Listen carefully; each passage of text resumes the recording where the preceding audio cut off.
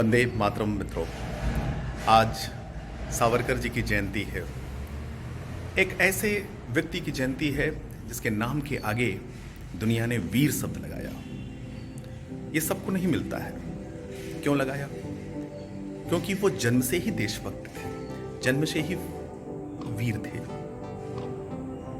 9 वर्ष की अवस्था में देश के लिए गीत लिखने वाला, 16 वर्ष की अवस्था में भवानी मंदिर के प्रांगण में जाकर के देवी मां के सामने देश को आजाद कराने का संकल्प लेने वाला, व्रत लेने वाला, भारत देश में स्वदेशी का नारा देने वाला पहला व्यक्ति, भारत देश में विदेशी वस्तुओं की होली जलाने वाला पहला व्यक्ति, और तो और 1857 की जो क्रांति थी जिसको अंग्रेज दुनिया में भारत की एक सैनिक विद्रोह, एक कुछ सिरफिरों का आतंक कह दिया और उसको कहा कि हमने इसको ऐसे ही समाप्त कर दिया, इसको उसका मजाक उड़ाया, भारतीयों का मजाक उड़ाया, उसको शोधबद्ध तरीके से दस्तावेजों की उपलब्धता के साथ, प्रमाण के साथ पूरी दुनिया के सामने 1857 स्वातंत्र समर पुस्तक लिख करके, ऐतिहासिक पुस्तक लिख करके अंग्रेजों को बेनकाब किया और कहा कि यह भारतीयों का 1857 का जो यह संघर्ष था वह शुद्ध रूप से स्वतंत्रता संघर्ष था, देश का संघर्ष था, कोई सैनिक विद्रोह नहीं था।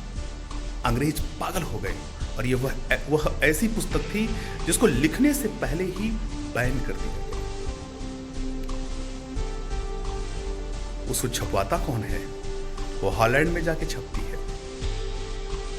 सावरकर, चंद्रशेखर आजाद, शहीद भगत सिंह, मदन लाल धींगरा, सुभाष चंद्र बोस के प्रेरणा पुरुष थे।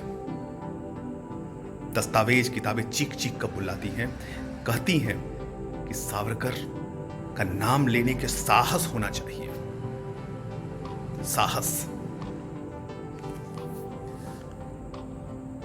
2 जन्म का जिसको सजा हुई हो, जेलों में नाखूनों से और गिट्टियों से, कोयले की राख से 10,000 गीत लिखने वाला, उन सभी गीत को कंठस्थ कर लेने वाला, कोल्हू के बैल में अपने आप को जोत करके तेल पेरने वाला,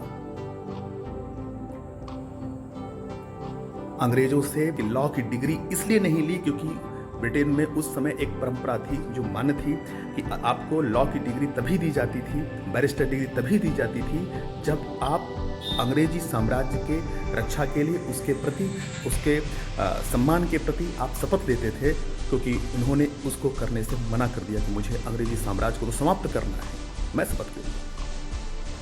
गिरफ्तार होते हैं, समुद्र कूद करके लांघ जाते हैं।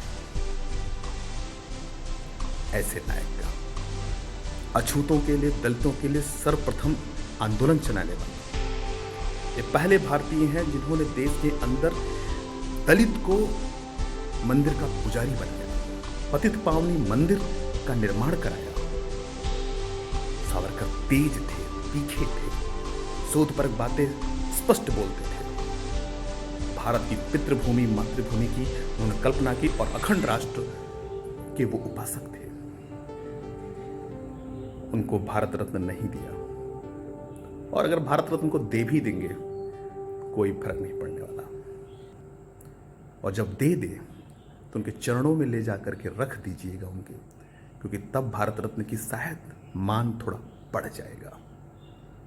सावरकर तो ईश्वर के पुत्र थे, ईश्वर कार्य करने के लिए आए और स्वयं की मृत्यु निर्धारण किया, संलेखना द्वारा अपने जीवन को समाप्त करके अमर पुत्र होकर के चले गए। जय हिंद, जय भारत, वंदे मातरम।